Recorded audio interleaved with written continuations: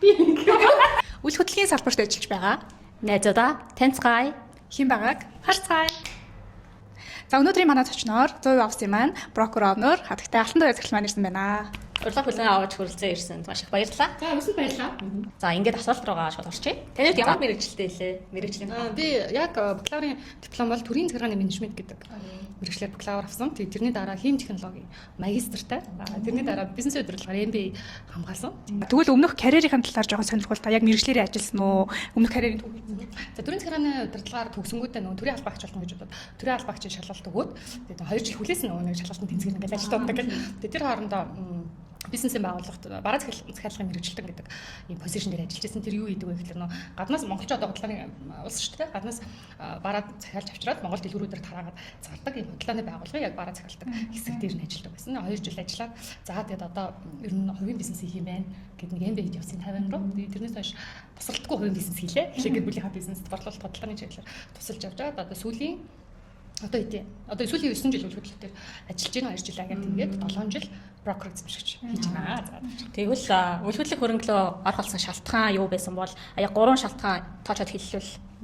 За нэгдүгээр франчайз анх орж ирж байхад манайх интерьерийн компанид ажиллах гэр бүлийн бизнес одож байгаа л да. Тэгээд тэр дээр бол манайх Remax хамгийн анхны одоо офисын зургийн зурж заслыг хийжсэн. Тэгээд франчайз авъя гэсэн бодолтой хамгийн анх энэ бизнесийг сонирхсон. За тэгээд яг энэ мэдээлэл сонсч байжсэн чинь байр авах хэрэг гарсан. Тэгээд байр авахгүй явж Remax нэг агенттай таарлцсан. Тэгсэн чинь бартерын байр гэл одоо тухайн үед бартерын байр арай хямдхан байдаг мэддэг тийм дөнгөж хэлчихсэн. За тэрийг сонсчихсан.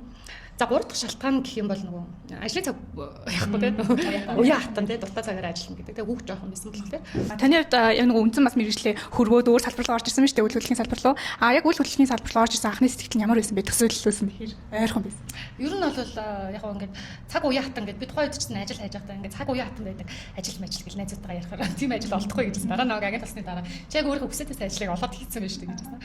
Тэгэхээр анхны сэтгэл бол ерөөсөө цаг уян хатан байх өөрийгөө таваар байх гэдэг хүсэжсэн. Яг л хүссэн шүү байсан. Яг л хүссэн шүү байсан. 9 жилийн хугацаанд үйл хөдлөх хөрөнгөний зохицол дээр ажиллажсэн туршлагатай.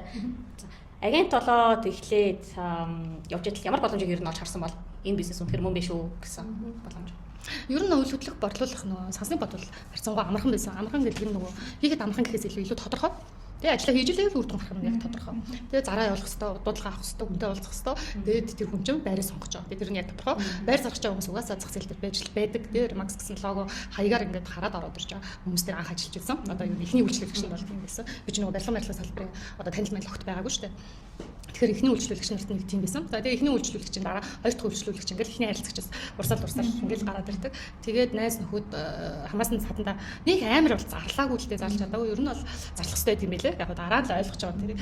Тэгээд найз нөхөд танилуудаар дамжаад дараагийн харилцагч нар ороод ирдэг. Зарлах хэрэгтэй байна. Тэгвэл таны нөгөө яг агент байхдаа бас пэйлж исэн тийм магадгүй бүтлгүүджсэн гүйлий бол байгаа бэлгүй. Тэгэхээр тэр гүйлгээнээсээ хуваалцаач яг тэндээсээ юу сургамжтай байсан бэ? Одоо магадгүй агентууд хэрэгтэй тал нь. За миний хувьд яг фейлдчихсэн гэвэл хамгийн том фейл тэрл санаанд орж байна. Би энэ 22-ын төвчөн дээр тухайн үе Вагнараас одоо л байхгүй шүү дээ. Тэрнийх газраа зарах гэсэн. Тэгээд тэн дээр амар том билбордон дээр зураг тавиад сурчлага хийжсэн. Амар том дийл учраас 2 жилийн процесс байсан байхгүй. Тэгээд Вагнарасын захирлыг одоо энэ юуны Макийн юм ташргаа таньдаг интернет воркын дээрээ өмнө танилуд гэдэг тэргээрээ дийлэн тэндүүр яригдсан. Хамгийн анхны мэдээлэл бол яг л энэ Max агентын шугамар өгчихсэн байхгүй. Тэгээд надад тэр хамгийн анх очиж 2 том хар машин таагаар тэгээд Вагнарын ашаан дээр очиж зөвшөөрөл аваад орж үзчихсэн гэдэг бүх баримтууд байдаг байлаа тухайн үед.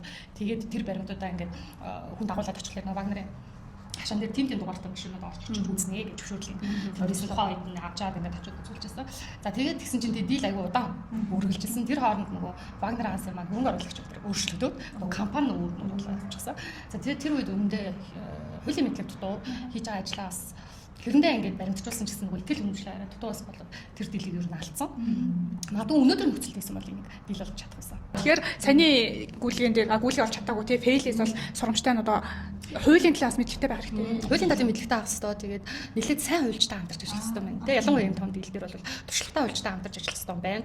Тэгээд агентийн зүгээс бол өөрийнхөө хийсэн ажлыг маш сайн баримтжуулж явах хэрэгтэй байна. Би бол баримтыг тунд дайжуу зөвлөсөн гэж бодож байгаа. Гэхдээ бидний огт тооцоолоогүй юу гарч байгаа хгүй. Кейс гарч байгаа хгүй. Тэнд тэгээд нөгөө эзэмшигчээс солигдчихгонгод би хуулийн мэдлэг дутуу. Манай зөвлөжөөсөө хуульч тэр талаар одоо мэддэг ч юмгүй ч юм уу те. Ингээд тусчлаагаа ойлгоцсон чинь тэгээд дээрэс нь одоо ингээд бэкграундд байсан хүмүүс те спорт хийж байгаа хүмүүс нь өөрсдөө одоо мэдгүй эфорт гаргаагүй шүү. Тэнгүүд би хуулийн мэдлэг дутууж сайцсан байхгүй. Гэтэл одоо эзэмшигч нь өөрчлөгдсөн гэсэн тэр зурчлах гэрээ чинь тухайд тамга тэмдэгтэй зурчлалын процесс явж идэв. Тэнгүүд тэр чинь эзэмшигч нь өөрчлөгдсөн ч гэсэн ингээд хийсэн ажлыг бүлийн зөвшөөрөд ажил нь үргэлжилж байгаа хүмжлэн харилцаа энэ төр нь бол ингээд үргэлжилж байдаг процесс юм байна л гэсэн чинь тэрийг мэдэхгүй тэгээд тэгээ одоо бол нөгөө данч ажиллаа л та нөгөө хүн хэлцэх байна. Дуусчаад байна л да. Ялцч 2 жил өнгөрсөн учраас. Хуулийн мэдлэгтэй байхгүй бол фейлтгэж штэ бас тий. Тэгэхээр сайн үйлчлэл гэсэн үг үү? Манай офсын үед бол хуульчтай гэдэг. Манай офсын дагаад бол бид нэр хуульчтай. Одоо яг нөгөө ажлынхаа асуудлууд бас гараад амьдралдаа хийжсэн хамгийн зөв сонголт таны хувьд юу байсан бол олон байгаа. Гэхдээ яг одоо бодогдож байгаа хамгийн тав ч юм уу яг одоо бодогдож байгаа. Одоо ингээд яг амьдралдаа гэхээр миний гэр бүл юм да. Нөхрөл авир зүг сонгосон гэж бодсон шүү. Тэгээ намайг ойлгож чаддаг, дэмжиж чаддаг гэр бүлээ үргэлж ингэж одоо юу гэдэг те. Эзэж нөгөө хуучрахгүйгээр те. Олон жил болол ингээд ээжтэй харилцаа өөрчлөгддөг бол Викторийн хувьд бол тийм биш те. Анхны хараа тэ үргэлж намайг тэмцээ хийвэрээ. Тийм байгаа. Хандал их баярлж байна да. Өөрөө их баярлж байна да. Тэр хань сонсон да. Таны хувьд тэгэхээр яг энэ бизнесийг хүн бүр юу хийж чадна гэж боддог уу? Би хүн бүр хийх боломжтой гэж боддог. Яагаад тэгэхээр энд нэг хүний хийж чадахгүй зүйл байхгүй. А зүгээр энэ дээр үр дүн гаргаж байгаа хүмүүс ямар хүн байна гэхээр илүү ихснээ дуусгачдаг. Тэ өөрийнхөө энэ чинь цагаа өөрөө менеж хийж явж байгаа шүү дээ. Тэнгүү заавал нэг хүний энийг чи одоогийн маргааш энийг хий гэж шахуулаад байхгүй тэ. Би өөрөө энийг хийж иж үр дүн гарч иж би орлоготой карьертэй ингээ он гэдгийг ойлгочдөг. Өөрийнхөө төлөө шийдвэр гаргаж чаддаг хүмүүс бол хийж чадна. Гэхдээ зарим хүмүүс бол яалцчих юм ингээд. Намайг хин нэгэн хүн шахахгүй бол би ажил хийж чадахгүй юм гэдэг хүмүүс бол хийхэд аяг хэцүү. За тэгээд тууштай авах хэрэгтэй. Тэгэхээр хүн болгон бас тууштай байдаггүй. А тууштай бөгөөд өөртөө эзэн болсон хүний хувьд бол хийж чадахгүй гэх зүйл юусэн байхгүй. Танаас яг асуухгүй өнгөрөөж болохгүй нэг асуулт байна л да. Таны хувьд одоо энэ завгүй ажиллаж байхдаа яг ажил төлөвлөлтөө цагийн менежментээ яаж зохицуулдаг вэ? Арга барилаас олцвол. За яг би юу тайм матриксыг айгүй их чухалчилж үздэг. Тэ аль нь чухал ажлын аль нь яралтай тэ хэрэггүй зүйл цагаа зарцуулмарх байна гэдэг зүйлийг чухалчилж үздэг. Тэрийг айгүй тийм одоо нэг хийх ажлаа энэ чухал уугүй юу тэ энэ цаг зарцуулахгүй юу гэдэг дээр нэлээд анхаарахыг хичээдэг. За өөр гэх юм бол өдөр болгон төлөвлөлтөд энэ ажлуудыг хийнэ гэсэн юм заавал бичиж тэмдэглэж хийдэг. Тэгэхгүй болохоор бид нар чинь ингээд амар завгүй ээж идэл тэгэл өдөр тусчдаг шүү дээ. За тэгээд утаснасаа ер нь жоохон хол байдаг төрлийн үг гэхүү дээ. Яг утасны дуудлагыг би хүнтэй уулзч ивэл авдаггүй. Яг юм төвлөрөө хийж явах үед утасны дуудлагаа хойш нь тавьчихдаг. Facebook, Messenger ч юм уу байнга шалгаад байдаг. Нэг талаас мэдээлэлс жоохон хоцролтой хүмүүсийн дуудлагаас мессежээс хоцроод байдаг боловч нөгөө талаа би тухайн өдөр амжуулах гэсэн юм амжуулж чад. Ер нь бол нэг 80% амжилмаа. Яг тухайн төвлөрч байгаа зүйлтэй яг 100% төвлөрөөд. Тэмдэглэлэн болвол яг тэгсэн юмудаа хийж. Тэгэхгүй болохоор ингээд утсаа аваад эхлэх юм бол тэгэл нэг жоохон орой олчих шүү дээ. Нэг ч амжуулах тэрийг ч хийн гэж тэгэл байна шүү дээ. Толгойдоо төлөвлөдөг хүмүүс идэг те. Жохон зовхрын авчдаг.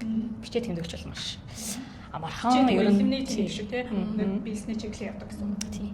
Бид гурав ярилцах хугацаа дуусчээ. Тэгээд өнөөдөр цаг цаваа зарцуулаад бид хоёртой гоё яриа өрнүүлсэн. Захирлтаа маш их баярлалаа. Баярлалаа. Тэгээд та хоёрт амжилт хүсье. Шүүрхэн санаа гаргаад ингээд хийж баярлалаа. Тэгээд намайг хүрсэн бас их баярлалаа. Тэгэхээр таны цаашдын амжилт болон амьдрал өндрөөс өндөр амжилт хүсье. Баярлалаа.